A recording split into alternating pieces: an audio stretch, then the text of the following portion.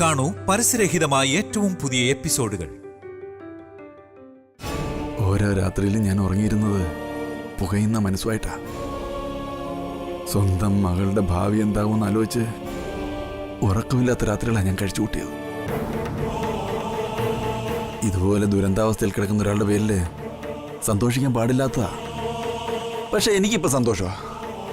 സന്തോഷം എന്ന് പറഞ്ഞാൽ സന്തോഷത്തിന്റെ ഒരു കടലാ എന്റെ ഉള്ളിലല്ല ഇടിക്കുന്നത്. എനിക്കവന്റെ കിടപ്പൊന്ന് കാണാൻ കൊതിയാവുന്നു സുധേട്ടാ. കയ്യും കാലും പ്ലാസ്റ്റർ ഇട്ട് കെട്ടിത്തൂക്കി ഏതോ ഒരു സിനിമയില് പണ്ട് ജഗതി ശ്രീകുമാർ അങ്ങനെ കിടക്കുന്ന ഒരു കാഴ്ച ഞാൻ കണ്ടിട്ടുണ്ട്. എന്റെ ഈശ്വര, ഇവനെ അങ്ങനെ ഒരു അവസ്ഥയില് നീ കിടത്തി തന്നല്ലോ. നീ വലിയവനാ, കരുണയുള്ളവനാ.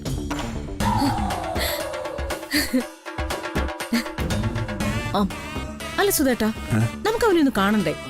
പിന്നെ കാണണ്ടേ? ഇത്രയും കാലം അഹങ്കാരത്തിന്റെ ഗർവോടെ നമ്മളെയൊക്കെ ഭീഷണിപ്പെടുത്തിയവൻ തകർന്ന് തരിപ്പണമായിട്ട് കിടക്കുന്നത് കണ്ണു നിറയെ കാണണം എനിക്ക്. എന്നിട്ട് അവന്റെ മുന്നിൽ നട്ടല് നിവർത്തി ഒന്ന് നിൽക്കണം എനിക്ക്. എന്നിട്ട് പ്രിയയുടെയും ജയപ്രകാശിന്റെയും വിവാഹത്തിന്റെ കാര്യം അവന്റെ മുഖത്ത് നോക്കി പറയണം. കാലും കൈയും തളർന്നു കിടക്കുന്ന അവനോട് ഇനി എന്ത് പറയാനാ? നാളെ നേരം ഒന്ന് വെളുക്കട്ടെ, ഹോസ്പിറ്റലിൽ പോയി അവനെ നേരിട്ടൊന്ന് കാണണം. എന്നിട്ട് ആ മുഖത്ത് നോക്കി ഒന്ന് ചിരിക്കണം. ഒരച്ഛന്റെ സന്തോഷം നിറഞ്ഞ ചിരി.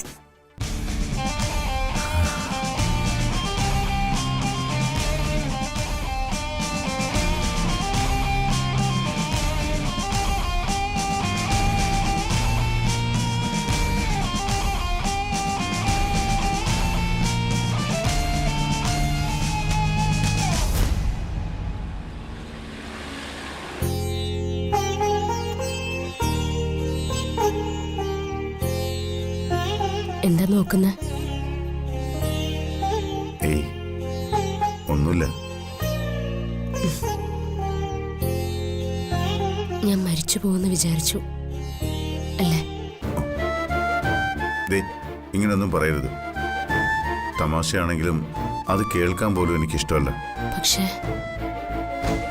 അതൊരു സത്യമല്ലേ ഏട്ടാ? അപ്രിയ സത്യങ്ങൾ കേൾക്കാൻ ആർക്കും ആഗ്രഹം ഉണ്ടാവില്ല. എനിക്കും അങ്ങനെ തന്നെയാ. നീയില്ലാത്തൊരു ദിവസത്തെക്കുറിച്ച് പോലും എനിക്കിപ്പോൾ ചിന്തിക്കാൻ കഴിയില്ല. നീ എന്താ ചിരിച്ചത്? ഈ പറയുന്ന ആള് പണ്ടെന്നെ എത്ര വട്ടം ജീവിതത്തിൽ നിന്ന് ഇറക്കി വിട്ടിട്ടുണ്ടെന്ന് ആലോചിച്ചപ്പോ ചിരിച്ചു പോയതാ. അതന്നല്ലേ, ആ കാലം കഴിഞ്ഞു. ഇപ്പൊ അതെല്ലാം ഏതോ ജന്മത്തിൽ കഴിഞ്ഞുപോയ ഓർമ്മകളായി മാറിക്കഴിഞ്ഞു. ഇത് മൂകാംബിക ദേവി തന്ന പുതിയ ജന്മ. പക്ഷേ മരണം ഒരു സത്യ. മനുഷ്യരായി ജനിക്കുന്നവർ ആരായാലും ഒടുവിൽ അവിടേക്ക് ചെന്നെത്തിയല്ലേ പറ്റൂ. എനിക്ക് ദേഷ്യം വരുന്നുണ്ട്. വീണ്ടും വീണ്ടും ആവശ്യമില്ലാത്ത കാര്യങ്ങൾ സംസാരിക്കുന്ന എന്തിനാ? എന്തായാലും ഏട്ടനുടനെ ജയിലിൽ പോകേണ്ടി വരും. എന്തിന്? ഞാനെന്തിനാ ജയിലിൽ പോകുന്നത്? അത് ശരി, ഒന്നും അറിയില്ലല്ലേ? ആ പാവ അവിനാശിനെ എന്താ അപ്പുറത്തെ മുറി ചെയ്തിട്ടിരിക്കുന്നത്? ഡ്യൂട്ടിയിലുള്ള പോലീസ് ഉദ്യോഗസ്ഥനെ പോലീസ് സ്റ്റേഷനിൽ കയറി 2 കാലും 2 കൈയും തല്ലി ഒടിച്ച് കൊല്ലാൻ നോക്കി. വധശ്രമല്ലേ? പോലീസിന് വധശ്രമത്തിന് കേസെടുത്തൂടെ? അപ്പോ ജയിലിൽ പോവില്ലേ? ഞാൻ ഒറ്റയ്ക്ക് പോവില്ല. പോകുന്നെങ്കിൽ നിന്നെയും കൊണ്ടേ പോവും. ഒറ്റയ്ക്ക് അങ്ങോട്ട് പോയാ ഞാൻ ബോറടിച്ച് മരിക്കും. എന്നാലും എന്തൊരടിയായിട്ടാ ആ പാവത്തിനെ അടിച്ചത്. കഷ്ടം. മര്യാദയ്ക്കൊന്ന് എണീക്കാൻ പോലും പറ്റില്ല. ഏതോ ഒരു സിനിമയില് ഇങ്ങനൊരു സീൻ ഞാൻ കണ്ടിട്ടുണ്ട്. ഇപ്പോഴും ചിത്രയെ കരുതി മാത്രമാണ് ഞാൻ അവൻ്റെ ജീവൻ ബാക്കി വെച്ചത്. ഇനിയുള്ള കാലം ഇങ്ങനെ ജീവിക്കട്ടെ അവൻ.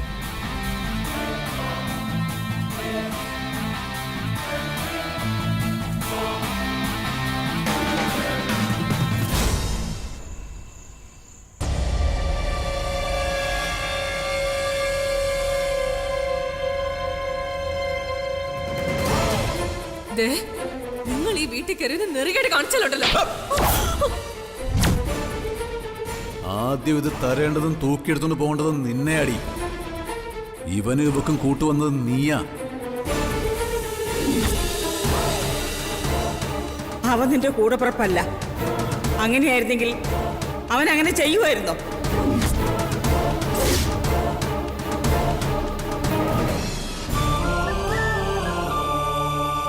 മോളെ ചിത്രേ, നിന്റെ മനസ്സിൽ സങ്കടം അമ്മയ്ക്ക് അറിയാം. പക്ഷേ അവന്റെ അഹങ്കാരം അടക്കാൻ ഇതല്ലാതെ വേറെ വഴിയില്ല മോളെ. അമ്മ, എനിക്ക് ഒരു വിഷമവും ഇല്ല. എന്തായാലും ഉടനെ ഒന്നും അയാൾ അവിടെ നിന്ന് എഴുന്നേറ്റ് വരില്ലല്ലോ, അത് തന്നെ സന്തോഷം. ആ സമയം കൊണ്ട് DKക്ക് പ്രിയയുടെ കല്യാണം നടത്താൻ പറ്റുമല്ലോ, അത് മതി എനിക്ക്. ആ, കൈക്കും കാലിനും ഒടിവുണ്ടെന്നേ ഉള്ളൂ.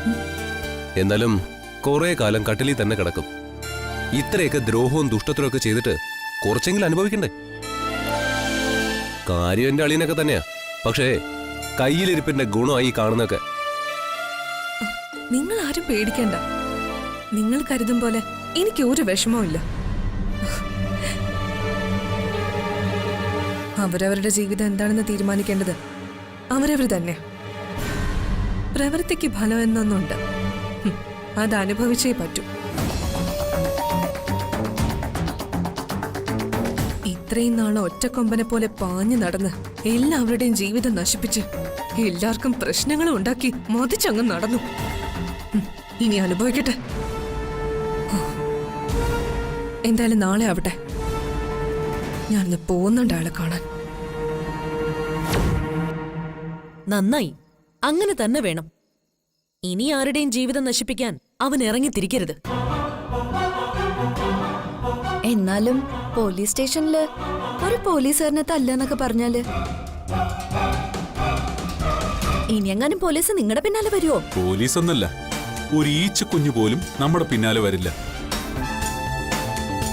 അതിനു വേണ്ടതൊക്കെ DK ചെയ്തിട്ടുണ്ട്. ജ്യോതിയെ കൊല്ലാൻ ശ്രമിച്ചിട്ട് ഒളിച്ചിരിക്കാൻ പറ്റിയ താവളം പോലീസ് സ്റ്റേഷനാണെന്ന് അവന് തോന്നിക്കാണും. അതുകൊണ്ടാ അവൻ എങ്ങോട്ടും പോകാതെ പോലീസ് സ്റ്റേഷനിൽ ചെന്നിരുന്നത്. അതിനെന്താ, കിട്ടിയില്ലേ? കൈയും കാലും തല്ലി ഒടിച്ചില്ലേ? ഇനി അവൻ അടുത്ത കാലത്തൊന്നും എണീറ്റ് നടക്കില്ലെന്ന് മാത്രമല്ല, മേലിൽ ഇനി അവൻ ആരെയും ഉപദ്രവിക്കാനും വരില്ല. മായച്ചി, എനിക്ക് ഈ സന്തോഷം സഹിക്കാൻ പറ്റുന്നില്ല. അവനെ ഒന്ന് ആശുപത്രി പോയി കാണുന്നുണ്ട്. നമുക്ക് പോയാലോ? എന്നൊരു കാര്യം ചെയ്യും, പോകുമ്പോ കുറച്ച് ആപ്പിളോ ഓറഞ്ചോ കൂടി മേടിച്ചോണ്ട് പോ. ഇപ്പോഴാണെങ്കിൽ തന്നെത്താൻ എണീറ്റ് നടക്കാൻ പറ്റാത്തൊരവസ്ഥയിലും ആണല്ലോ. ഇപ്പോ അയാൾക്കൊരു സഹായം ആവശ്യം. പിന്നെ എനിക്ക് ഭ്രാന്തല്ലേ അവന്റെ സഹായം നിൽക്കാൻ. ഇതുവരെ കളിച്ച കളിയെല്ലാം വളരെ നിസ്സാരമായിട്ടാ അവൻ കരുതിയത്. പക്ഷെ ജ്യോതിയെ തൊട്ടപ്പോ അവന്റെ തലവര തന്നെ മാറി. എന്തായാലും ഉടനെ തന്നെ അവന് യൂണിഫോം ഇട്ട് നടക്കാൻ പറ്റുമെന്ന് എനിക്ക് തോന്നുന്നില്ല. മിനിമം ഒരു 6 മാസം ട്രീറ്റ്മെന്റ് ചെയ്യേണ്ടി വരും. എല്ലാം അടിച്ചൊടിച്ച് കളഞ്ഞില്ലേ? ഇനി ആ ശരീരം നേരെ ആകണമെങ്കിൽ തിരുമും ഒഴിച്ചിലും പിഴിച്ചിലും ഒരുപാട് വേണ്ടി വരും. എന്തൊരു കലിയായിരുന്നു DKക്ക്. ഞാൻ കരുതിയത് അവന്റെ തല അടിച്ചു പൊളിക്കൂന്ന. എന്തായാലും അങ്ങനെ ചെയ്യാത്ത നന്നായി, അല്ലെങ്കിൽ കൊലക്കുറ്റത്തിന് ജയിലിൽ കിടക്കേണ്ടി വന്നേനെ. എന്തായാലും കുറച്ചു കാലത്തേക്ക് അവനെ കൊണ്ടിനി ശല്യമൊന്നും ഉണ്ടാവില്ലല്ലോ. ഇത്രയും കാലം അവൻ കാരണം പ്രിയയുടെ കല്യാണം നടക്കാതെ പോയത്. ഈ കിടപ്പിൽ നിന്ന് അവൻ എഴുന്നേക്കുന്നതിന് മുമ്പ് ഈ വിവാഹം ഭംഗിയായിട്ട് നടത്തും DK. എന്തായാലും നമുക്ക് അവനെ ഒന്ന് പോയി കാണണം. ഒന്നുമില്ലെങ്കിൽ അവന്റെ മുഖത്ത് നോക്കി 4 വർത്താനം പറയാലോ. ഇങ്ങനെയുള്ളൊരു ദുഷ്ടനെ എന്റെ ജീവിതത്തിൽ ഞാൻ കണ്ടിട്ടില്ല. DKയുടെ ഉള്ളിലുണ്ടായിരുന്ന കലി മുഴുവൻ തീർത്തു. അഹങ്കാരത്തിന്റെ കൊടുമുടി കയറും തോറും വീഴ്ചയുടെ ആഘാതം കൂടുമെന്ന് അവനിപ്പൊ മനസ്സിലായി കാണും. എണീറ്റ് നടക്കാൻ പറ്റാതെ, കൈകൊണ്ട് ഒരു ഗ്ലാസ് വെള്ളം പോലും എടുത്ത് കുടിക്കാൻ പറ്റാതെ നിസ്സഹായനായി അവൻ കിടക്കുമ്പോ അവന് മനസ്സിലായി കാണും ബന്ധങ്ങൾ എന്താണെന്നും സഹോദരിയും കുടുംബവും എന്താണെന്നും. അനുഭവിക്കട്ടെ, അനുഭവിച്ച് പഠിക്കട്ടെ അവൻ.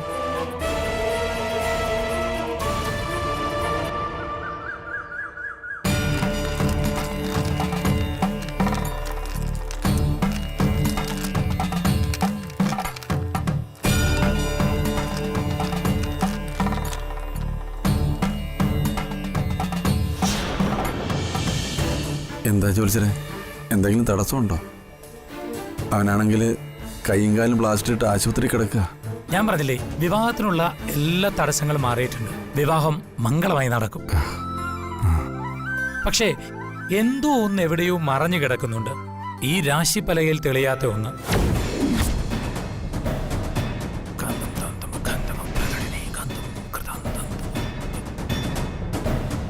ഞാൻ ഒന്നുകൂടെ നോക്കട്ടെ.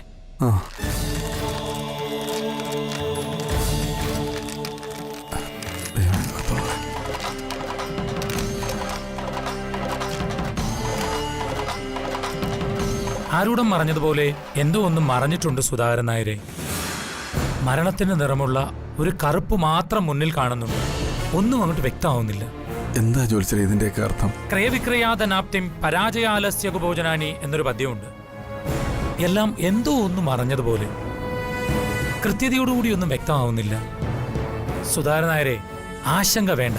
മകളുടെ കല്യാണം ഉറപ്പായി നടക്കും. പക്ഷെ ഒരു ദുശകുനം അത് ബാക്കി നിൽക്കുന്നുണ്ട്. പക്ഷെ അതിന് മറ്റു വഴികളിലൂടെ ദുഃഖങ്ങൾ ഉണ്ടാകാം. മറ്റു വഴികളോ? ജോത്സ്യൻ എന്താ ഉദ്ദേശിക്കുന്നത്? അത് പറയാറായിട്ടില്ല. പക്ഷെ സൂക്ഷിച്ചോളൂ. നിമിത്തങ്ങൾ കണ്ടിട്ട് സർവപ്രണാശോ വിപതോപവാദോ ഹേതുപ്രദേശോ മരണസ്യദാസ എന്നൊരു പദ്യമുണ്ട്. എല്ലാം നാശമായി പോകാം, ആവശ്യമില്ലാത്ത പ്രശ്നങ്ങൾ ഉണ്ടാകാം, ചിലപ്പോൾ മരണതുല്യമായ ക്ലേശങ്ങളും ഉണ്ടായേക്കാം.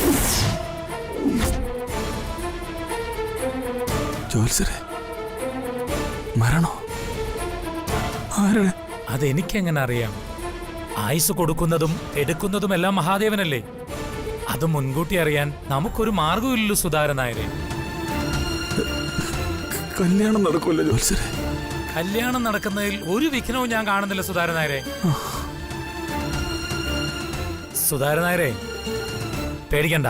എനിക്ക് തെറ്റുപറ്റാം. പക്ഷെ ഈ രാശിക്കും ജ്യോതിഷത്തിനും ഒരിക്കലും തെറ്റുപറ്റില്ല. ഞാൻ പറഞ്ഞത് സത്യമാണ്. ഒന്നുകിൽ ഒരു മരണം, അല്ലെങ്കിൽ മരണതുല്യമായ ഒന്ന്. അത് സംഭവിച്ചേ തീരൂ. സംഭവിക്കാൻ പോവുകയാണ്. പ്രതിവിധിയൊന്നുമില്ല ജോത്സരെ. പ്രതിവിധി പ്രാർത്ഥിക്കുക എന്നുള്ളത് മാത്രമാണ്. ഹൃദയധ്യായതും വിഷ്ണും ത്രേതായാമജതോ മഹേ ദ്വാപരേ പരിചര്യായാം കലൗത ഹരികീർത്തനാലെന്നല്ലേ. കലിയുഗത്തിൽ നാമജപവും പ്രാർത്ഥനയും മാത്രമാണ് ഏക പോംവഴി.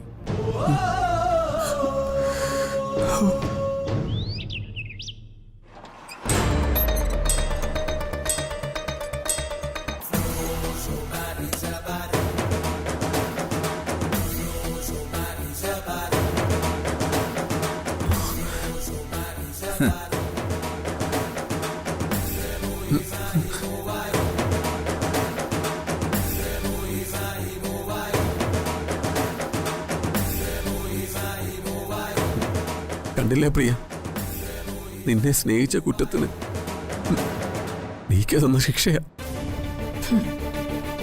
ഒന്ന് അനങ്ങാൻ പോലും പരസഹായം വേണം. ഞാനിതെല്ലാം സഹിക്കുന്നത് നിനക്ക് വേണ്ടി മാത്രമാ പ്രിയ. നിർത്തടാ. തന്റെ ഈ കിടപ്പൊന്ന് കാണാൻ വേണ്ടി തന്നെയാ ഞാൻ വന്നത്. പ്രിയ, ഇതുവരെ ചെയ്ത പാപങ്ങൾക്കുള്ള ശിക്ഷയാ തനിക്കിപ്പോ കിട്ടിയത്.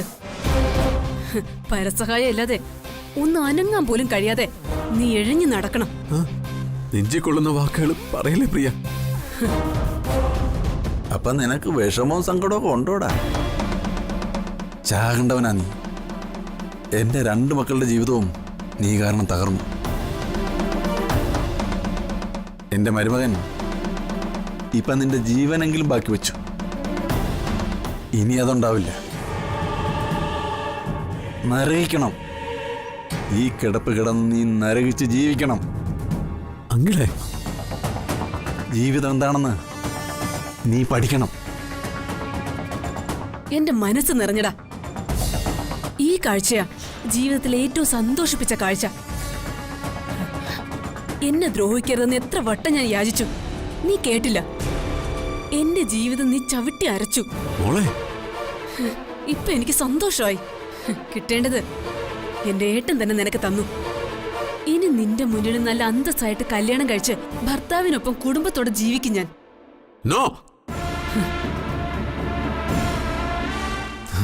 നടക്കില്ല. സമ്മതിക്കില്ല. ഞാൻ സമ്മതിക്കില്ല. ഒന്ന് എഴുന്നേറ്റ് നിൽക്കാൻ പോലും ശേഷിയില്ലാത്ത താൻ ഇനി എന്ത് ചെയ്യാനാടോ? അച്ഛാ, എന്താ മോളെ?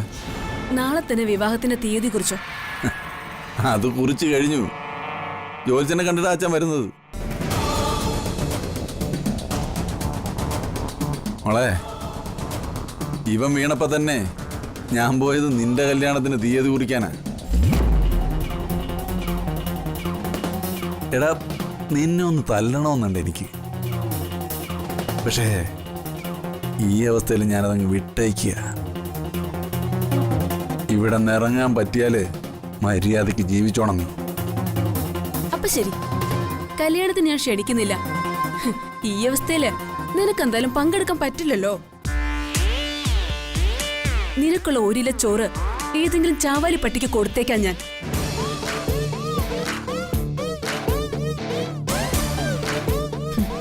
അച്ഛാ, പോവാം നമുക്ക്. പോവാം മോളെ. എടാ, ഈ കാഴ്ച ഒന്ന് എൻ്റെ മോളെ കാണിക്കാൻ വേണ്ടിയാ ഞാൻ അവളെയും കൂട്ടി ഇങ്ങോട്ട് വന്നത്.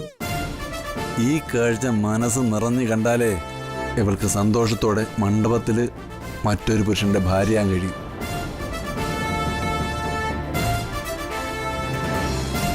പോട്ടടാ നായേ. വാ മോളെ.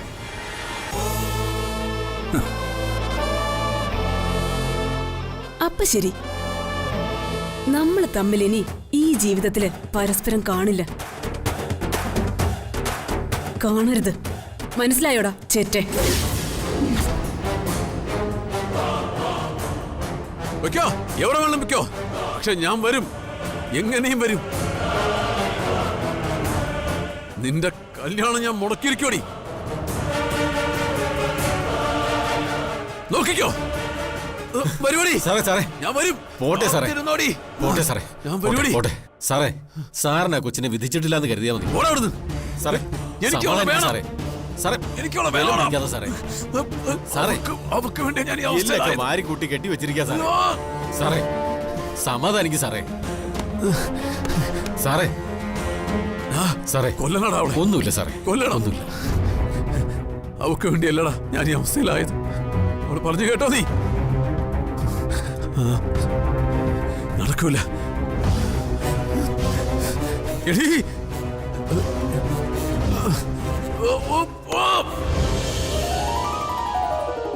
മൈ ലിറ്റിൽ കണ്ണ, നീ എന്നെ അങ്ങനെ കൈവിടില്ലെന്ന് എനിക്ക് അറിയാമായിരുന്നു. ഇപ്പോഴാ എന്റെ ലൈഫ് ഒന്ന് നേരെയായത്. എന്റെ ചോദ്യം മുളക്ക് എന്തെങ്കിലും പറ്റിയിരുന്നെങ്കിൽ ഈ വീടിപ്പോ മരണ വീടായി മാറിയേനെ. ഈ വീടിന്റെ സങ്കടവും സന്തോഷവും എല്ലാം നീ തന്നെയാ കണ്ണ. എന്റെ ചോദ്യമോടെ തൊട്ടടുത്ത് വരെ ആ കത്തി തുളച്ച് കേറിയതാ. എന്നിട്ടും അവക്കൊന്നും പറ്റാതെ നീ കാത്തല്ലോ. യു ആർ ഗ്രേറ്റ് മൈ കണ്ണ, യു ആർ ഗ്രേറ്റ്. നീ അങ്ങനെ കൈവിടില്ലെന്ന് എനിക്കറിയാം. പരാതി പറയാനും പരിഭവം പറയാനും എനിക്കാകെ നീയല്ലേ ഉള്ളൂ. മൈ ലിറ്റിൽ കണ്ണ, ഇനിയെങ്കിലും ദയവ് ചെയ്ത് ഇനി ദുരിതങ്ങളൊന്നും ഈ വീട്ടിൽ ആർക്കും നൽകല്ലേ എന്റെ കണ്ണ. എന്തായാലും ഒന്നും പറ്റാതെ എന്റെ ചോദ്യം മോളെ നീ എനിക്ക് തിരിച്ചു തന്നല്ലോ. താങ്ക്സ് കണ്ണ, വെരി വെരി താങ്ക്സ്. എന്റെ കൃഷ്ണ, എന്റെ ഗുരുവായൂരപ്പ. സാറേ, സാറേ, എന്തിന്? വാ തുറന്നേ. ബ്രെഡ് കൊണ്ടുവന്നിട്ടുണ്ട്, എന്തെങ്കിലും കഴിക്കണ്ടേ?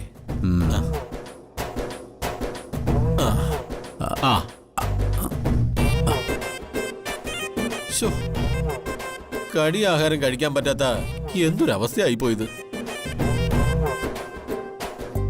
നിനക്കൊരു ഉപകാരം ചെയ്യാൻ പറ്റുമോ?